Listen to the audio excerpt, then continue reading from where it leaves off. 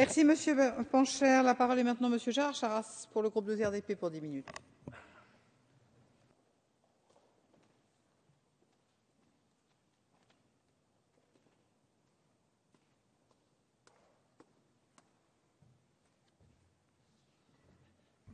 Madame la Présidente, Monsieur le Ministre, Monsieur le rapporteur, chers collègues, telle la Via Sacra romaine menant au triomphe, la voie sacrée chère à Maurice Barrès, aux Lorrains et à l'ensemble des patriotes est éternelle.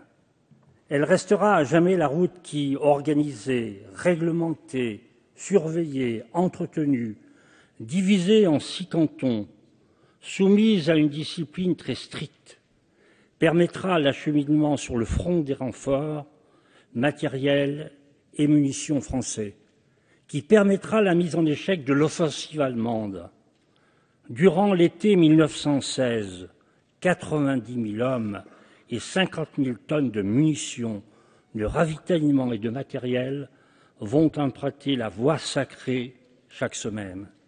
Elle sera l'instrument principal de l'effort national, le chemin qu'emprunteront tous les régiments français qui iront combattre à Verdun. Et quel combat! La voie sacrée est un monument de la Première Guerre mondiale, un élément fort de notre histoire commune, et donc, à ce titre, un monument de l'humanité. La route reliant Bar-le-Duc à Verdun prendra officiellement cette dénomination avec la loi du 30 décembre 1923, classant comme route nationale l'ensemble des chemins vicinaux dits voies sacrées, du chef-lieu du département jusqu'au carrefour du Moulin Brûlé.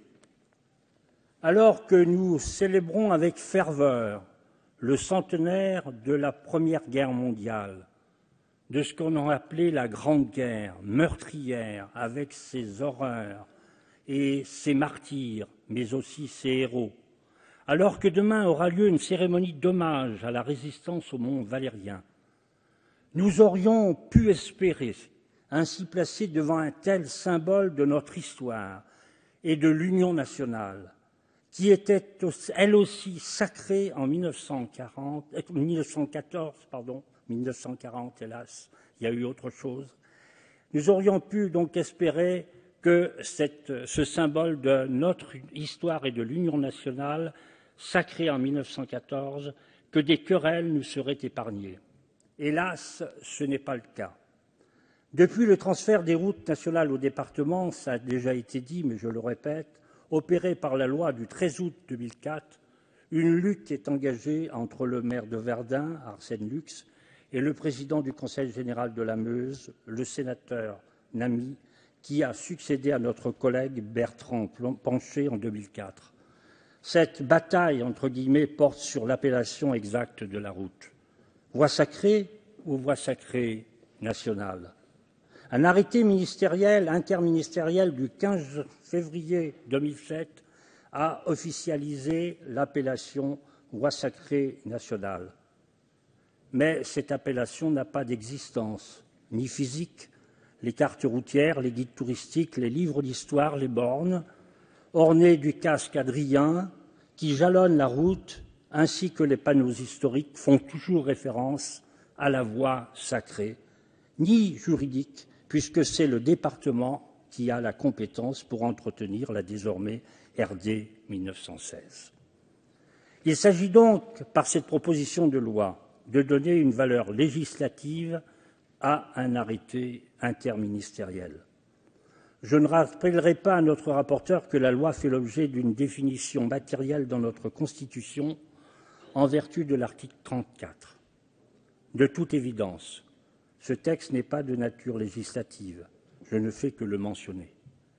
Dans ce débat, dont l'opportunité me semble sujette à caution, je me rangerai derrière les arguments du maire de Verdun, pas l'actuel, mais son prédécesseur, notre excellent collègue Jean-Louis Dumont, que je salue. L'Assemblée nationale n'a pas à s'immiscer dans des querelles locales, et qui plus est, vaines. Je reprends un élément contenu dans le communiqué de mes collègues socialistes du mardi 11 février dernier. Que penseraient les parlementaires qui se sont battus au front, parfois au prix de leur vie, de voir l'hémicycle ainsi instrumentalisé? Il n'est pas besoin d'être grand clerc pour deviner. Ainsi, pour ne pas allonger des débats qui n'ont pas lieu ici, qui ne contribuent pas à renforcer les députés dans leur fonction d'élaboration de la loi, fonction pourtant mieux installée depuis la révision constitutionnelle de 2008, qui a octroyé aux groupes parlementaires minoritaires un droit d'initiative dans le cadre de journées réservées comme celle-ci. Je m'arrêterai là. Les membres du groupe de RDP ne voteront pas ce texte qui ne nous apparaît pas opportun. Je vous remercie. Merci, Monsieur Charasse.